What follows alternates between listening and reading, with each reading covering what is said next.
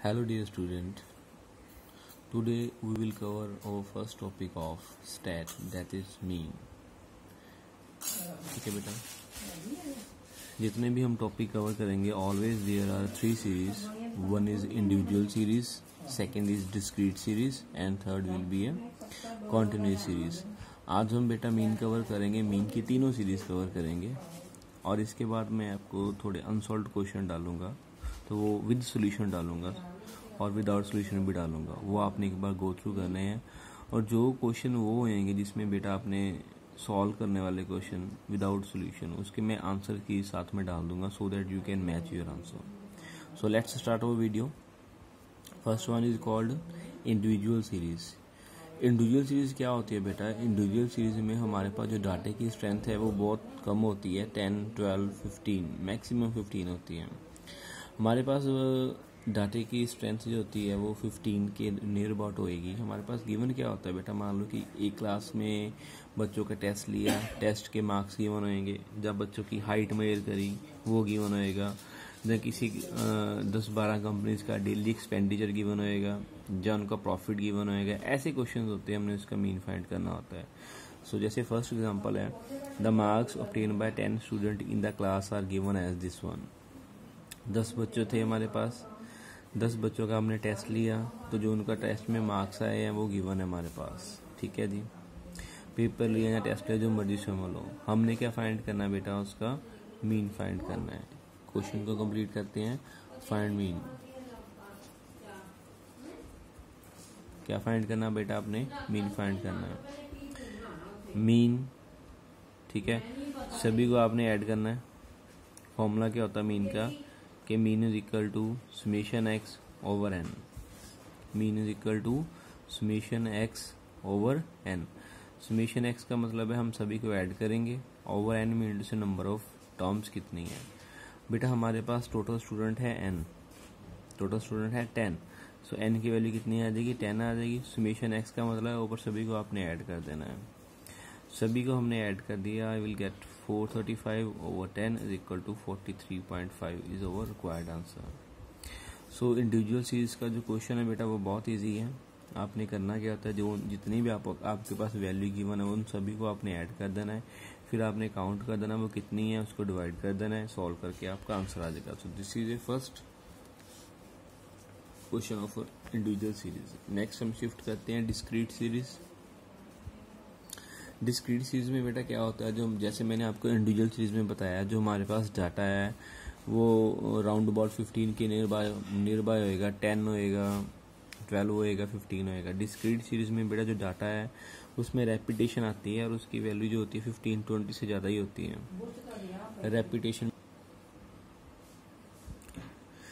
Repetition mean to से दे कोई question है हमारे पास, calculate mean wages from the following data. 10 rupees जो सैलरी है वो 4 वर्कर की है. रैदर हम 10 को 4 बार लिखें, 10, 10, 10, 10. ठीक है, ये रेपिटेशन हो रही है. 20 रुपीज़ जो सैलरी है वो 5 वर्कर की है. फिर 20 डालें, 20, 20, 20, 25 टाइम डालेंगे ऐसे. तो वो जो डाटे को लिखने का जो रिप्रेजेंट करने का तरीका, यहाँ पर देखो बेटा, जो इंडिविजुअल सीरीज में अगर यहाँ पर कोई भी रेपिटेशन नहीं हो रही, 10 बच्चों का जो टेस्ट के मार्क्स हैं वो सभी के अलग अलग हैं.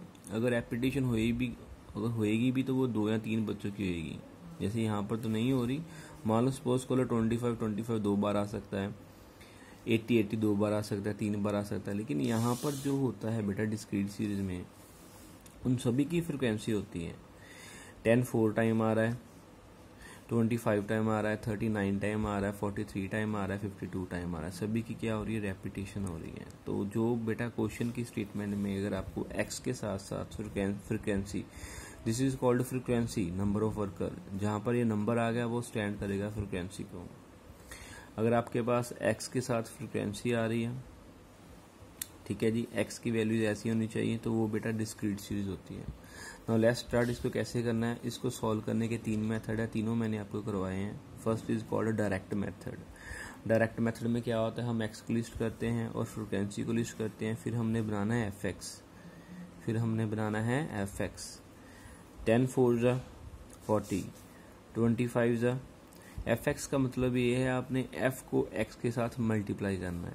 10 4 जा 40, 25 ज़ा 100, 39 ज़ा 270, 43 ज़ा 120, 52 ज़ा 100। ठीक है जी। आपके पास क्वेश्चन में क्या गिवन था, you are given only x and f, x लिख लिया, एफ लिख लिया, एफ एक्स हमने फाइंड कर लिया। तो फिर बेटा इसको समेशन करना है, समेशन में इनटू से इसको हमने ऐड करना है, this is called summation F. याद रखना बेटा समेशन एफ का जो मतलब होता है वो कैपिटल एन होता है। समेशन एफ का मतलब क्या होता है, कैपिटल एन।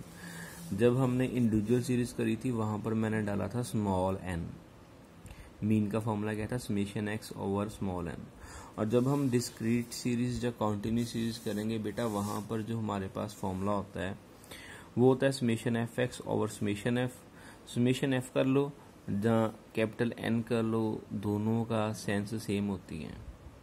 ठीक है, तो कई बुक वाले बेटा कैपिटल एन यूज करते हैं, कई बुक वाले समेशन एफ यूज करते हैं। आपने कंफ्यूज नहीं होना, दोनों का मतलब सेम होता है। ये लिखा मैंने समेशन एफ का मतलब क्या होता है, कैपिटल एन ही होता है। So summation f over summation f x over summation f, this is value of summation f x and this is value of n. तो पुट करके आपने डिवाइड करके you will get your answer 27.39 and calculator is allowed to you. तो ये घबराने वाली बात नहीं है, सारी कैलकुलेशन आपने कैलसी पर करनी है। मैंने बताया था इसको सॉल्व करने के 3 मेथड है, मैं आपको तीनों मेथड करवाऊंगा। So my second method is shortcut method. ठीक है, इसी क्वेश्चन को अगर आपने शॉर्टकट मेथड से करना हो तो वो कैसे करना है, this is value of x, this is value of F. ठीक है, वही सेम क्वेश्चन, वही सेम स्टेटमेंट, आंसर भी सेम आएगा, आप देखोगे। सेंटर में से बेटा एक्स की कोई, you can take any value from the center, you can take 20, you can take 30, you can take 40। 30 center में आ रहा है, ऊपर 2 वैल्यूज नीचे 2 वैल्यूज, 30 ले लिया मैंने। एक बनाया D, D stand for deviation, D stand for a deviation. D की वैल्यू कितनी आएगी बेटा, एक्स माइनस ए। आप देखो 10 माइनस ए मैंने कितना माना, यहाँ पर ए को मैंने लिख भी दिया, ए मैंने 30। 10 minus 30 will become minus 20, 20 minus 30 minus 10, 30 minus 30 0, 40 minus 30 10, 50 minus 30 20। Is it okay? D कैसे फाइंड करा है, यहाँ पर डी को लिखा मैंने एक्स माइनस ए फाइंड करा है, और ए क्या लिया मैंने, 30 लिया। डी फाइंड करने के बाद अब हम फाइंड करेंगे एफ डी। क्या फाइंड करेंगे, एफ डी। मीन टू से एफ को डी से मल्टीप्लाई करेंगे। 4 माइनस 20 ज़ा माइनस 80, 5 माइनस 10 ज़ा माइनस 50, 9 0 ज़ा 0, 3 10 ज़ा 30, 2 20 ज़ा 40। ये आपने करने के बाद बेटा जो नेगेटिव वाले हैं वो अलग से ऐड कर देने हैं। जैसे मैं इन दोनों को ऐड करूँगा, आई विल गेट माइनस 130। इन दोनों को अलग से ऐड कर देना है, आई विल गेट 70। ठीक है, प्लस माइनस क्या होता है, माइनस। मीन टू से minus 30 plus 70 you will get minus 60। Plus minus minus होएगा और माइनस 130 का साइन बड़ा है और उसका साइन आएगा माइनस 60। ठीक है, अगर आप ऐसे करते मान लो 130 माइनस 70, अगर ये होता मेरे पास, ठीक है, तो आंसर कितना था 60 अगर ये होता। लेकिन यहाँ पर माइनस 130 का साइन बड़ा है, वो नेगेटिव है, और 70 का पॉजिटिव है। प्लस माइनस माइनस होएगा और साइन बड़े वाले का आएगा। बड़े वाला कौन सा है, 130, तो साइन बड़े वाले का आ गया। ठीक है, सो बेटा आपने इसको ऐड कर देना। एफ डी की वैल्यू कितनी आ गई, माइनस 60। समेशन एफ की वैल्यू कितनी आ गई, 23। Now the formula to finding the mean by shortcut method is A plus summation F D over N. A की वैल्यू जो आपने चूज करी है 30, एफ डी की वैल्यू कितनी आई है, माइनस 60, एन कितना है 23। Is it okay? Plus minus minus, ये प्लस और इसका minus, plus minus it will become minus. 60 को 23 से आपने डिवाइड कर दो कैलसी पर, यू विल गेट 2.61। ठीक है, तो आपका आंसर बेटा कितना आ गया, 27.39। कितना आंसर आ गया बेटा, 27.39। आप लास्ट क्वेश्चन देख लो, उसका आंसर कितना था, 27 जब हम डायरेक्ट भी करा था तब भी आंसर कितना आया था, 27.39। अब थर्ड मेथड इसको करने का स्टेप डेविएशन मेथड है। उसमें बस डी को डी डैश में कन्वर्ट करते हैं, वो ध्यान से देख लो। फिर से वही स्टेटमेंट, ताकि आपको तीनों मेथड से आंसर सेम आएगा। एक्स की वैल्यू और एफ की वैल्यू, डी, इसमें मैंने I can take any value, जैसे मैंने आपको लास्ट टाइम बताया था, यहाँ पर मैंने ए इसको चूज करा। देखो ए की वैल्यू तो कितनी ली मैंने, 20 ली है। You can take 40, you can take 10, you can take 50, लेकिन हम सेंटर में से ही वैल्यू चूज करते हैं। मैं इसको 30 से भी सॉल्व कर सकता था, लेकिन मैंने आपको समझाने के लिए ए की वैल्यू चेंज करी है और ए मैंने लिया इस क्वेश्चन में 20। सो डी आएगा x minus 20, 10 minus 20 minus 10, 20 minus 20 0, 30 minus 20 10, 40 minus 20 20, 50 minus 20 30। फिर लिया हमने डी डैश। डी डैश का मतलब होता है D divided by C. C stand for common factor. आपने इसमें देखना है कौन सी वैल्यू है जो सभी को डिवाइड कर रही है। 2 भी कर रहा है, 5 भी कर रहा है, 10 भी कर रहा है। 10 सबसे बड़ा है, 10 हर एक को डिवाइड करेगा, इसको भी, इसको भी, इसको भी, इसको भी। तो हमने सी की वैल्यू फिक्स कर देनी है 10। ठीक है, सबसे बड़ा कॉमन फैक्टर लेना है आपने। 10 डिवाइडेड बाय 10 1 आ जाएगा, 10 डिवाइडेड बाय 10 1 आ जाएगा, 20 डिवाइडेड बाय 10 2 आएगा, 30 डिवाइडेड बाय 10 3 आ जाएगा। तो ये बन गया आपका डी डैश। डी डैश की वैल्यू कितनी है, डी को हमने सी से डिवाइड करना है और सी कॉमन फैक्टर होता है। कॉमन फैक्टर बेटा इसका 2 भी है, 5 भी है और 10 भी है। सबसे बड़ा कॉमन फैक्टर लेके करते हैं क्वेश्चन को। डी फाइंड करने के बाद अब फाइंड करेंगे F D dash. F D dash, ये रहा एफ और ये रहा डी डैश, इन दोनों को मल्टीप्लाई करना है। 4 माइनस 1 ज़ा -4, 5 0 ज़ा 0, 9 1 ज़ा 9, 3 2 ज़ा 6, 2 3 ज़ा 6। जैसे ये तीनों पॉजिटिव हैं, इन तीनों को ऐड करो और ये नेगेटिव वाला तो अकेला ही है। 9 प्लस 6 15, 15 प्लस 6 ये आ गया 21।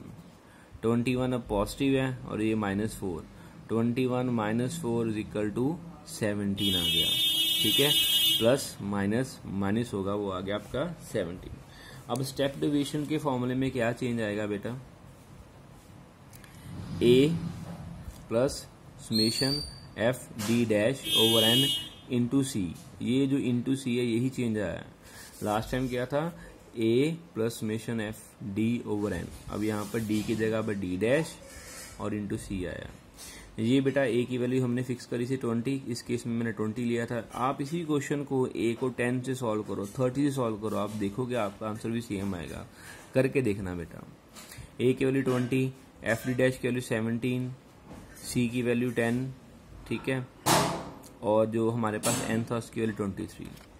तो 10 17 10 ज़ा 170 ओवर 23 करेंगे, कटिंग करके 7.39 आएगा। ऐड करके देखो वही सेम आंसर आ रहा है 27.39। अब और लास्ट क्वेश्चन है कॉन्टिन्यूस सीरीज। कॉन्टिन्यूस सीरीज और डिस्क्रीट सीरीज में क्या फ़र्क होता है बेटा, कॉन्टिन्यूस सीरीज में ऐसे एक्स के इंटरवल गिवन होंगे 2 to 6, 6 to 10, 10 to 14। इसका मतलब है 2 से लेकर 6 तक।